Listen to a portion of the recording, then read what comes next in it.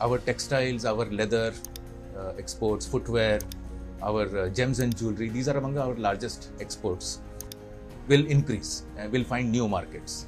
For Europe, their cars will become cheaper.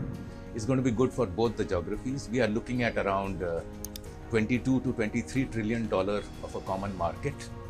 So the opportunities are humongous.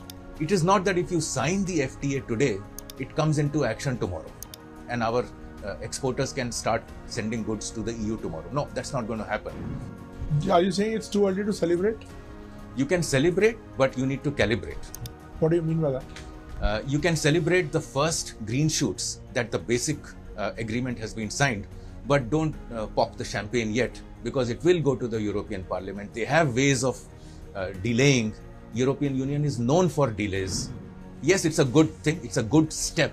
It's a wonderful step, and lot of good photo ops. The good thing is that if EU and India are coming together, even if it is a first step, even if it is just a signing and not the actioning of the agreement, it's a good thing. It's not just a trade deal. They are looking at this deal is larger than just a free trade agreement. There are defense. Today is a big day for India. India has signed a free trade agreement with European Union. What it means for the economy of India, what impact it will have on export and imports. We have with us a well-known economist and Vice President of ORF, Gautam Chikermane. Sir, can you please explain us what it means for India? I think what this deal means not only for India, but equally for the European Union members as well, is diversification. I think both the countries are coming together to sign an economic agreement around which trade can be facilitated much faster, more productively, and more openly. And I'm certain that this is going to be great for both the geographies. EU is a continent, is almost a continent, and India is a country. It's going to be good for both the geographies. We are looking at around $22 to $23 trillion of a common market. So the opportunities are humongous. Not only that, we are looking at a trade deal with India, which is the world's fastest growing economy. So what is 4 trillion today is likely to be 10 trillion in a decade or lesser. So with keeping all those things in mind, and both democratic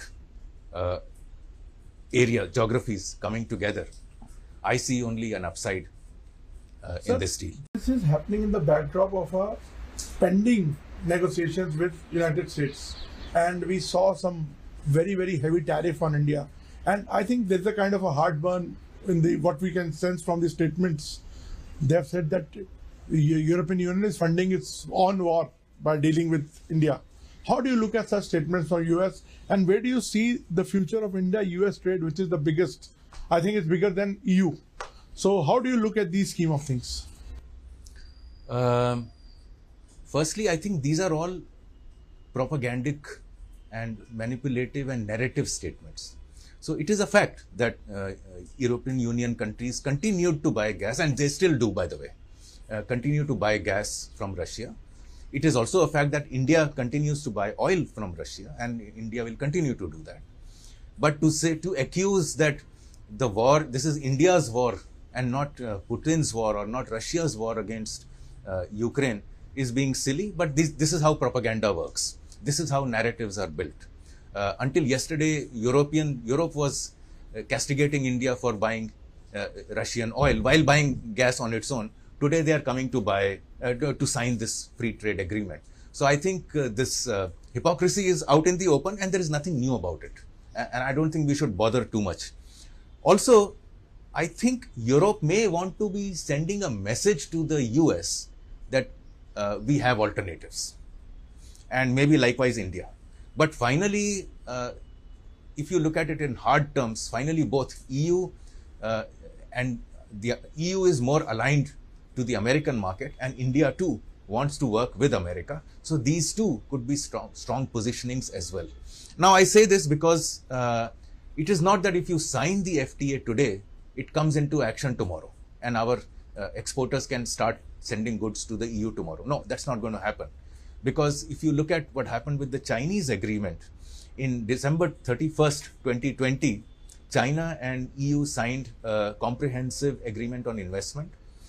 By the way, I wrote about it that this will get reversed. On 3rd of Jan, I wrote that this will get reversed. In May 2021, it got reversed. They have signed a Mercosur agreement after 25 years last week or 10 days ago, and they have undone that. It's gone to the European Parliament. So just because EU has signed something doesn't make it sacrosanct. So are you saying it's too early to celebrate? You can celebrate, but you need to calibrate. What do you mean by that? You can celebrate the first green shoots that the basic agreement has been signed, but don't pop the champagne yet, because it will go to the European Parliament. They have ways of delaying. European Union is known for delays. They are known for putting non-tariff barriers like CBAM, for instance, the carbon tax. So I think, yes, it's a good thing. It's a good step. It's a wonderful step, and lot of good photo ops. But to imagine that just because it has been signed on 27th today, that from 28th Jan we can start exporting, but sir, it will not happen. As we know that business runs on sentiments also. Do you think it's a good, it will be an upbeat signal for the traders in both the sides, and exporters, importers? I think so. And also it will give them time. By the time EU finally gets it going, it will take about 8 to 10 months. It will give exporters and importers from both the countries to align their supply chains, to figure out the shipping routes and so on. So I think, yeah, it's time, like I said, it's time to celebrate, but do it with calibration. But sir, in your opening remarks, you said it's a diversification. So when you say it's diversification, do you think this will also add up to the pressure on United States now to quickly, do a deal with India? I don't know. United States is completely unpredictable. Until yesterday, they had signed a deal of 15% tariffs with South Korea, for instance. Today, President Trump has announced that because the South Korean parliament did not approve of this or that clause, he's going to increase the tariffs back to 25%. So United States is suddenly becoming an untrustworthy, unpredictable partner. So I don't know what they will do, and it is futile to even try and preempt what they would do. But the good thing is that if EU and India are coming together, even if it is a first step, even if it is just a signing and not the actioning of the agreement, it's a good thing. Sir, coming back to the nuances of this deal, sir, how much it will affect and which sectors it will affect, and what will be gain for India or loss for India? What will be the pros and cons on both sides? If you can give me a brief summary of this. So one thing is that our textiles, our leather exports, footwear, our gems and jewellery, these are among our largest exports, will increase, will find new markets. For Europe, their cars will become cheaper. Now we have about 110% tariffs or duties, import duties on their cars, which is, from what I'm understanding, going to fall to 40%. By the way, the real, the fine print of the deal remains to be read by me. There are people who say that duties may fall to 40%, so the expensive cars may become cheaper, and so will some other products. The fact that dairy products and agriculture are kept out is a good thing for India, because for us it's not a commercial activity; it's a subsistence level.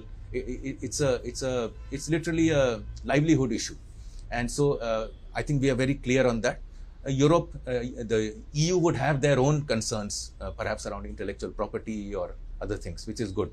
One last thing, it's not just a trade deal. They are looking at this deal is larger than just a free trade agreement. There are defense parts to it.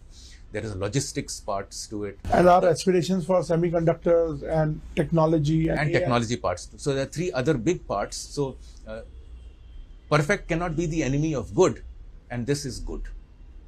Thank you, sir. Thank you for explaining it in a short and crisp manner.